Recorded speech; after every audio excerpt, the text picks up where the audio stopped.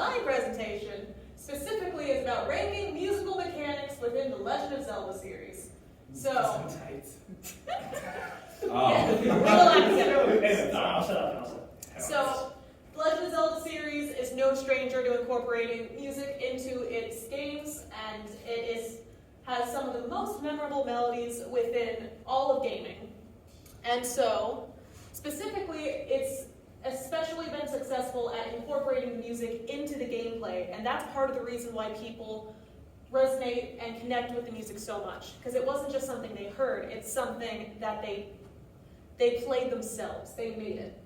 So, what do I mean specifically by a musical mechanic? Well, definition that I have made, because this doesn't exist yet, and I'm going to make it exist, because I'm going to make Ludomusicology a thing. That's right. So, a musical mechanic is an essential part of the core gameplay that involves musical elements that contributes to the story. So, some examples within the Zelda series specifically would be like, for instance, in Twilight Princess, the core gameplay involves Link being able to transform into a wolf, and so they incorporate the musical element of howling because he is a wolf, and they needed to get the gimmick somehow. So what the howling does for the gameplay is that it contributes to unlocking certain story elements, and even more so unlocking certain combat elements within the game. And so the way you actually perform the howling, it's very much a call and response. You hear the song, you see how it's played, and then you repeat it back in order to activate whatever cutscene is necessary.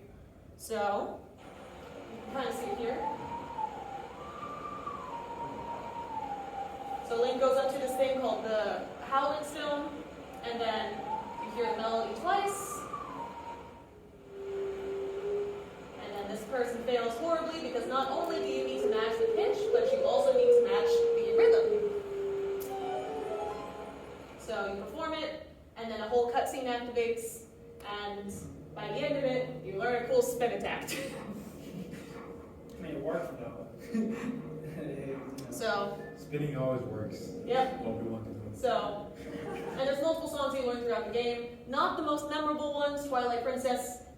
That was more just something that they inserted into the game. It wasn't as successful as some of the other Zelda games, which we will get to. Is there a tier list? Yes, we're getting, well, not a tier list, we got rankings, but mainly for the sake of time, and not every Zelda game has the musical mechanic, but especially older titles did. And then the other example is from Oracle of Ages and Oracle of Seasons. There is an item called the Strange Flute, and it is, when you first find it, just a random flute that serves no purpose other than you get to play a cute little ditty on it. I could not find footage of the little ditty, I am very sorry. But, the purpose it does serve is that there are 3 possible companions that you can find throughout the game. When you find the companions and you have the strange flute, whoever you find first of those 3 will identify the flute, and that item now becomes a way to summon the animal companion. And so there's, I believe, what were the 3? There was like Moosh. I forget the other 2. I only ever found Moosh. It's a big bear with wings. It's very cute. Oh, that's cool. That's badass. But so the actual mechanic itself is that it's very simple, but it does eventually become a key story quest item. So it is something that you do need to find in order to complete the game, although when you do find it, it serves no purpose other than just for the player's own personal enjoyment. Just play a cute little flute, have a good time, and then eventually it becomes something actually significant. So, as far as the rankings go for this presentation, we're just going to do what I would consider the top 5 within the Zelda series for the sake of time. I didn't want to read mine. So, what criteria did I use in order to create this ranking? So the first thing is we're going primarily based off mechanics, not musical content itself. First criteria is the engagement of the mechanic. How well does it actually engage the player? Is it a fun mechanic to perform, or is it something that is time-consuming and exhausting and just makes you dread having to do any cutscene that involves it? Next is the memorability of the music. Is the music actually pleasant? Is it fun? Does it contribute to the experience? Is it something that you are likely to remember after performing the action.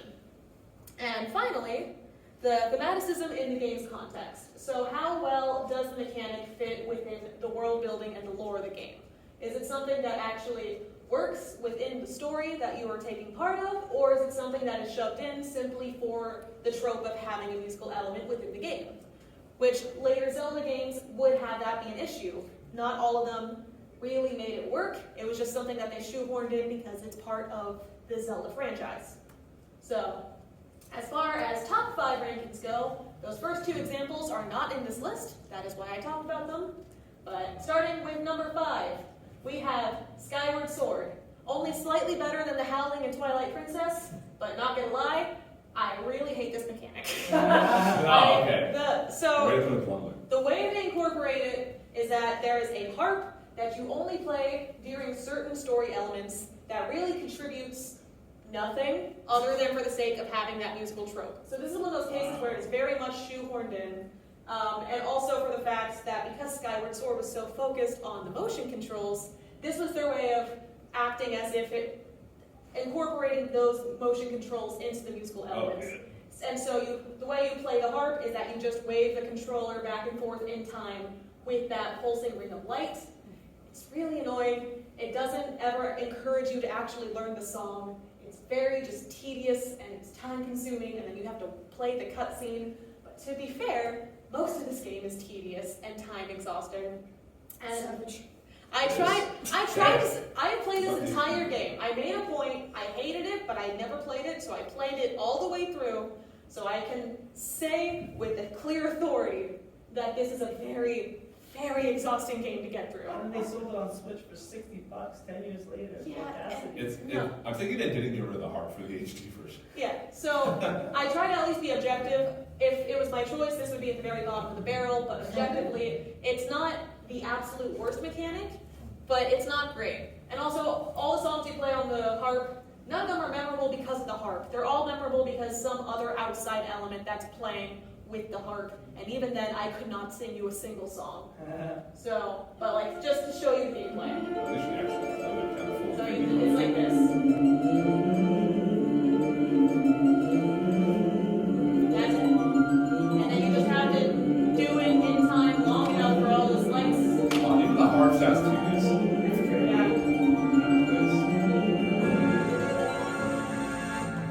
And then cue cutscene. I'm like, it's not a bad song. Oh, well, this part's nice. This part's nice, but even still, I would never remember this compared to other Zelda melodies. Too many notes. It's just, like, it's just so tedious. So, 0 out of 10, shoved in for the trope.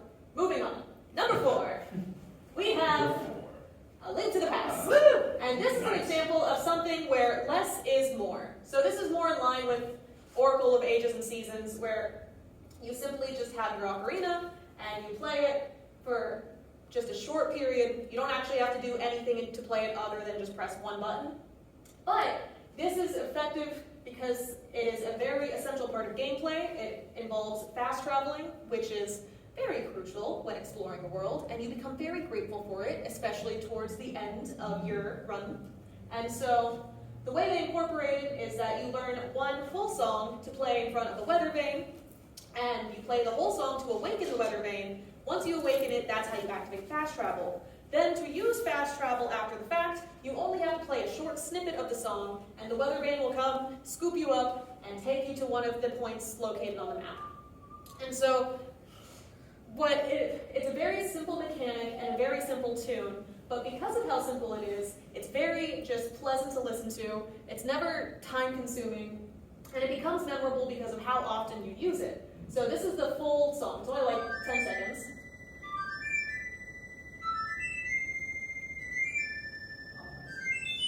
And it's just so cheery and sweet. So you play that entire length in front of the weather vane, and then when eventually you do need to use it later, all you play is, and that's it. You just play do-do-do-do-do-do, and then you get scooped up. Nice. And so it's simple, Wow. and most players who have played A Link to the Past, if they hear that, they know exactly what it is. And that's how you make something memorable, while still not having to make it so dramatic. And so I think that is a great lesson to understand, that not everything needs to be super complex in order to be good. It doesn't feel like flying, it feels like magic that you're flying. So, It's like a number 3, we have Link's Awakening. So, the entire premise of the game involves learning a song called the Ballad of the Windfish and collecting all the musical instruments in order to awaken the windfish. So music immediately is an important part of the plot and the mechanics. So as far as the players involved, you receive an ocarina fairly early on, you learn 3 songs throughout the game, only one is primary to the plot, and very similar to Link to the Past, you don't have to actually do anything to play the song other than just press a button to interact with the instruments. But as far as the Ballad of the Windfish, it is the main focus of the plot. That is your entire goal throughout the entire game. Every time you clear a dungeon, you collect a new instrument to incorporate to your small orchestra. And once you have all 8 instruments, then you go to the windfish, you play the song, and you awaken the windfish in order to complete the game. And so, very similar to like Earthbound's 8 Melodies, you spend the entire game collecting pieces to play a song that is essential to the plot. So this is how, like that point of you collect the instruments, you're at the windfish.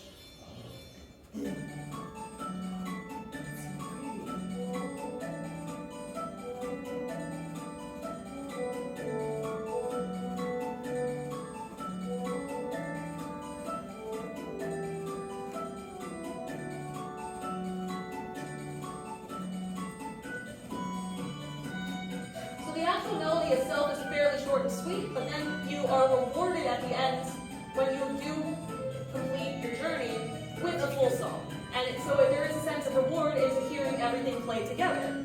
The entire point through your journey when you've collected these instruments, you've never heard them together. You've only heard them individually, their individual parts. So hearing them all collectively, there is a sense of accomplishment to it. And so that's how you make a track feel especially memorable and significant to the player, because in this case it is very much earned. And so there's a sense of pride when you finally get to hear it all together. So, I love that. it's that is another way to bring a track into narrative significance. It's earned. Number 2, we have The Legend of Zelda Wind Waker. So the primary mechanic in this game is the Wind Waker itself. It's The ocarina. a conducting baton, so it's just you play it you conduct with it, and there are pitches associated with the directions, and you can change the time signature. It starts off being primary for gameplay mechanics. The main essential use for it initially is to control the direction of the wind, which is very important when you are sailing on open waters. And as the game progresses, when controlling the wind itself becomes obsolete with items such as the fast sail cloth, which doesn't require specific wind direction, you can just sail wherever without the wind affecting it.